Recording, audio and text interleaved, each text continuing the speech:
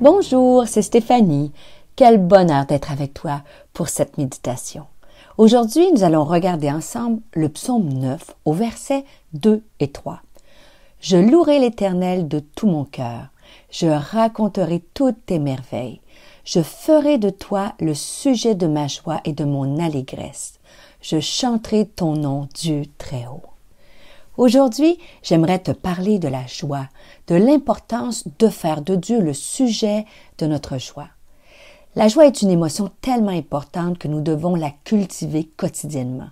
Certains jours, celle-ci nous vient naturellement et nous rend tout simplement resplendissants ou resplendissantes.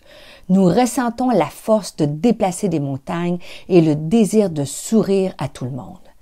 Mais comme tu le sais aussi bien que moi, il y a des jours où on n'a vraiment pas envie de se réjouir.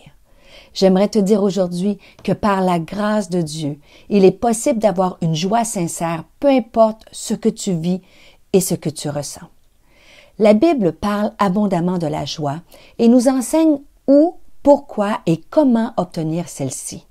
Dans le livre des Chroniques, au chapitre 16, au verset 27, il est écrit « La majesté et la splendeur sont devant sa face. La force et la joie sont dans sa demeure. » L'Épître aux Romains nous enseigne que le royaume de Dieu, ce n'est pas la nourriture et ce que nous buvons, mais c'est la justice, la paix et la joie par le Saint-Esprit. La joie est aussi un fruit de l'Esprit. Je ne sais pas si tu es comme moi, mais lorsque je demande à Dieu de me transformer afin que je puisse porter plus de fruits, il est très rare que je réclame la joie. Pourtant, la Bible nous incite à la rechercher, car c'est dans cet état que nous trouvons la force de vivre nos peines. Ne vous affligez pas, car la joie de l'Éternel sera votre force, nous dit dans le livre de Néhémie. Le psaume 126 au verset 3 nous dit « L'Éternel a fait pour nous de grandes choses. Nous sommes dans la joie. » Si je te demandais, est-ce que Dieu a fait de grandes choses pour toi?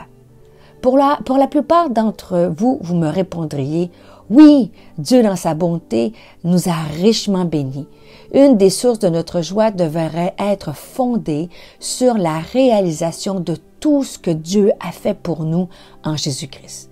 Nous avons été rachetés à un grand prix. Alors que nous ne méritions rien, par amour pour nous, Dieu a donné ce qu'il avait de plus précieux, son Fils unique, afin que nous soyons réconciliés et avoir une communion avec lui. Quel privilège de pouvoir, par la prière, lui parler comme à un ami et de savoir qu'il nous écoute. Aujourd'hui, grâce au sacrifice de la croix, nous avons une nouvelle identité. Nous sommes devenus des enfants de Dieu, les fils et les filles du roi des rois. En plus, nous avons accès à son amour, sa paix, son pardon, sa guérison, ses richesses et ses promesses et à sa puissance. N'est-ce pas une bonne raison de se réjouir? Arrête-toi un instant et demande à Dieu de te révéler, de te rappeler tout ce qu'il a fait pour toi. Prends un moment seulement pour lui dire merci. Nous sommes tellement privilégiés d'être aimés par un si grand Dieu. Néanmoins, si nous sommes honnêtes, lorsque nous sommes emportés par le tourbillon de la vie, nous oublions ce qui devrait être la source de notre joie. Nous retombons dans nos préoccupations quotidiennes et parfois même dans nos obsessions. Si nous n'obtenons pas l'augmentation de salaire tant attendue, une bonne note à un examen qu'on a tellement étudié, si nous subissons une injustice, nous perdons notre joie. Toutefois, lorsque nous décidons de choisir la joie, nous choisissons de nous élever au-dessus des circonstances. Le psaume 31 au verset 8 nous montre que cela est possible. Dans ce psaume, David écrit « Je serai par ta grâce dans l'allégresse et dans la joie, car tu vois ma misère, tu sais les angoisses de mon âme. » Si nous avons des angoisses, de l'anxiété et que nous traversons des périodes de difficulté, il est possible, avec l'aide de Dieu, de vivre une vie dans la joie. Avec l'aide de Dieu aujourd'hui, tu peux choisir la joie malgré toutes tes circonstances. Et n'oublie pas tout ce que Jésus a fait pour toi. Cela va te redonner la joie.